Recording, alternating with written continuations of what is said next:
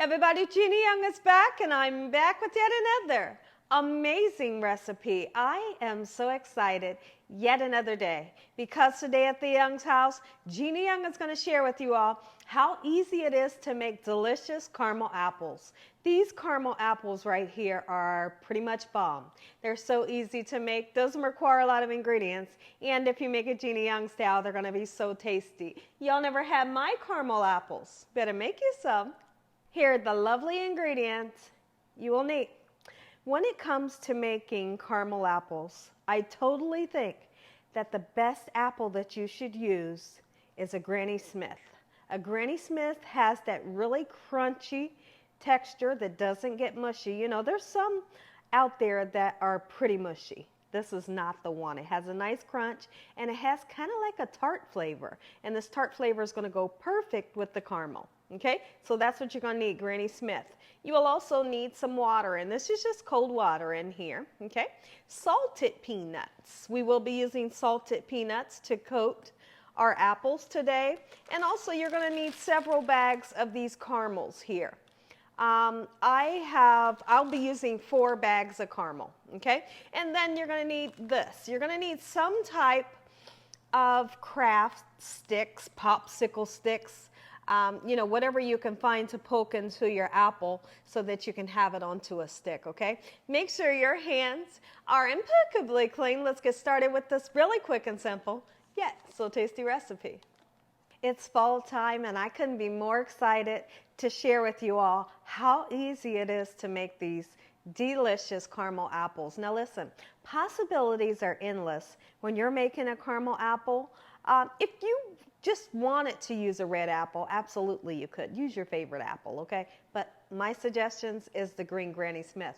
But listen, you can dunk these babies in crushed up Oreo cookies, in Reese's Pieces, you know, crushed up almonds, whatever your mind can fathom, you can roll these in whatever topping. Here at the Young's house, we just happen to like that salted peanut against that sweet caramel. So now one of the first things that you must do is you have to know about the apple. The apple has somewhat of a waxy material on it.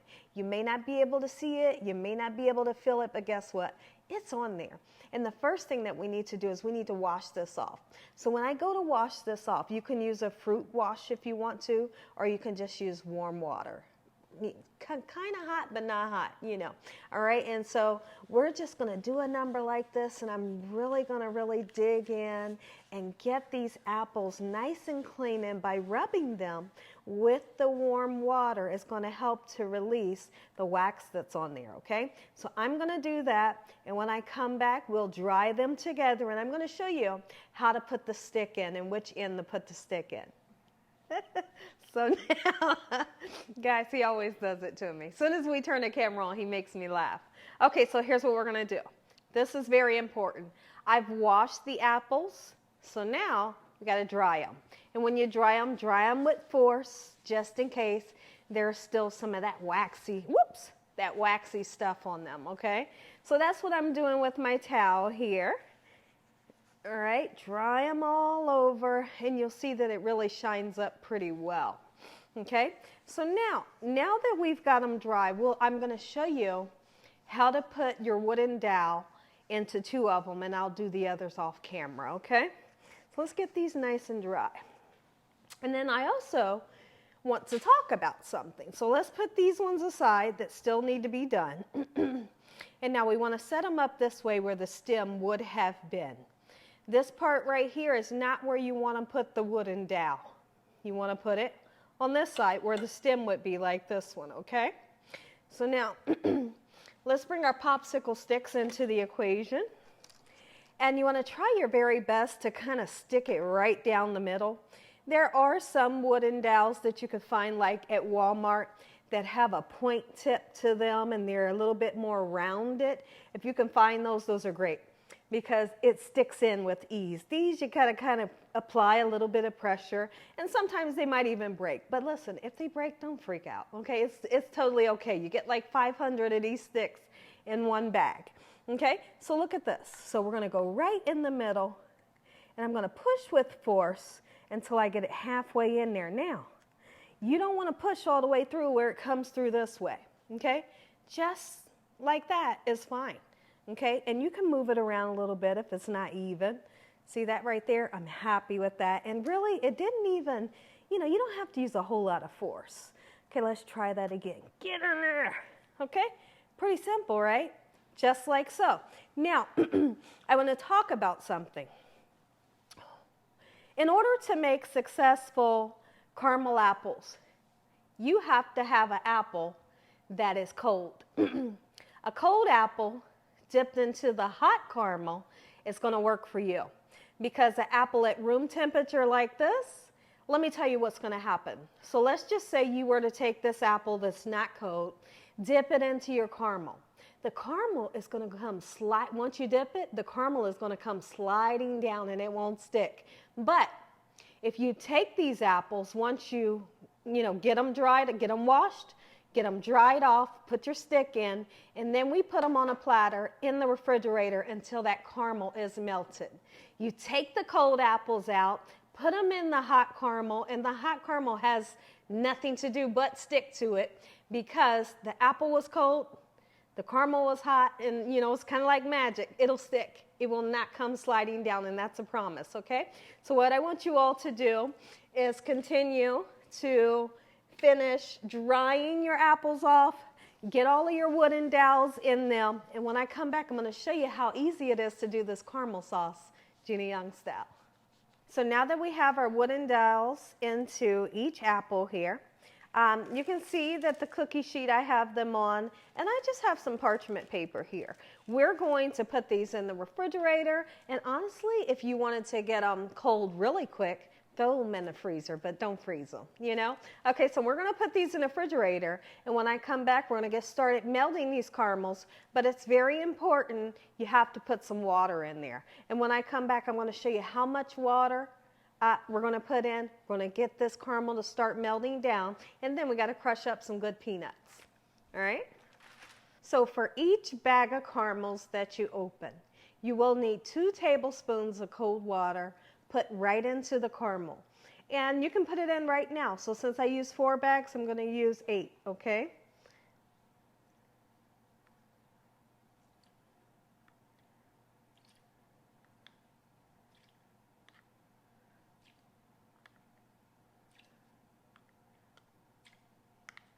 And there's 8. Okay, so now what I'm going to do, I want you all to stay very close to the caramel. You do not want to turn this up on high. You don't want to turn it up on medium high. I would say between a low and a medium. And what you're going to do is you're going to grab whatever utensil. You might want to use a wooden spoon or a plastic spoon and just stir it every once in a while. There's no need in stirring it right now because it hasn't begun to melt, okay? In the beginning, when this first starts to melt, you're going to think, oh no, what have I done? It's messed up because it's going to be one big clump and it's going to be hard to push around. Well, no worries, because eventually it will melt all the way down and then you can really stir it up, okay? And then once it's stirrable, you can go in with your whisk and make sure that there are no lumps in the caramel, okay? So when I come back, let's get started chopping up some peanuts. So what I want to do right now is go ahead and start chopping up our peanuts. Now, you can use a food processor or blender if you want, okay? I'm just going to do it this way because honestly, it's not any hassle. It's not going to take me hardly any time to do this. Now, what I want to talk about the texture is if you want huge pieces on your caramel apple, then don't chop them up a whole lot. But if you want yours nice and fine, you're going to chop them for a while, okay? So when I come back, everything will be nice and chopped, and then we'll take a peek in at our caramel. Okay, everyone, so take a look. This is that funny consistency that I spoke about earlier, where you think you've messed up, but really you haven't. Like I said, this will eventually, if you just have patience, it's going to melt down to a beautiful smooth caramel. And when I come back, I'll show you that consistency that you're looking for. Take a look at this caramel. And I want to show you the beautiful silky consistency. Look at that. That's what we're wanting. I can eat that caramel right there just like that. Okay, so now that I have that gorgeous consistency, I do want to put my caramel into something else. I'm literally going to let this cool down for about 2 minutes. And then I'm going to put it into this bowl because this bowl will be more accessible for me to take my, my apple and dip it into the bowl versus this huge pot, okay? So when I come back, you'll see the caramel into the bowl and we'll get dipping.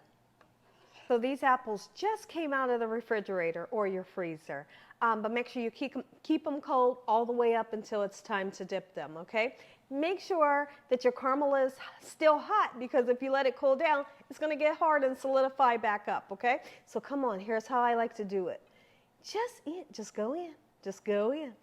All right, if you want to show a little bit of the green part of the apple, which I do, then leave a little bit shown, you know, okay?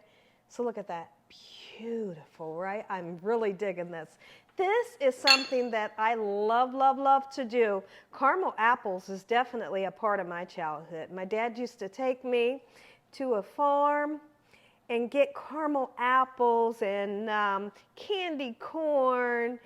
And, you know, it was just a really nice place to go in the fall time to look at all the different colored leaves and all the fall stuff like caramel apples. All right, so now you can see that I'm taking a spatula and I'm kind of scraping off that excess right there, okay, and it'll drip for a little bit, all right, and then you just go right in.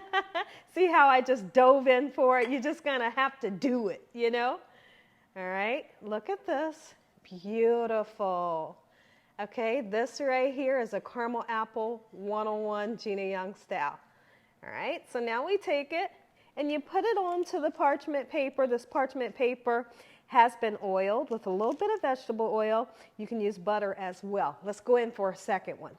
It's quick. It's so much fun. Oh, look at that. This is so relaxing. And let the kids do this. Like they'll have the time of their life. And it's a great memory for them, you know? And they'll say, remember the time, remember every fall we used to make caramel apples, Gina Young style? You say, yeah, I remember. All right, look at this. All right, we're going in now. You just got to do it. Do it and dive in. Put you some crushed up Oreo cookies on there, peppermint, whatever you want to put on. Just get you something on there that you like. You know, it doesn't have to be peanuts. There's a lot of people out there in the world that's allergic to peanuts, and I totally understand that. And you might be one of those people. Use what topping you love. I originally wanted to make the candy apples. And I wanted to see that my local market where I shop at had the kit where I can make the candied apple. And they didn't have it, so I just purchased some red candy apples. So since I can't make them, I'm going to eat a couple, you know. All right, and we're diving in once again. All right. You can do this at home too. I'm going to do the others off camera. When I come back, guess what we're going to do? We're going to say a prayer and we're going to taste one of these. Take a look at these, everybody. And here's the thing. I wanted to try them. I wanted to try them so bad for you, but I need to let them set up for a minute, you know, before we slice down into it. But here's what I would do, is I like to just hold it by its stick and then go through and slice, you know, like quarters or segments, and then just bite it that way. You know, kids, they'll just take it this way and go at that baby. But, you know, that's how I like to do mine. Take a look.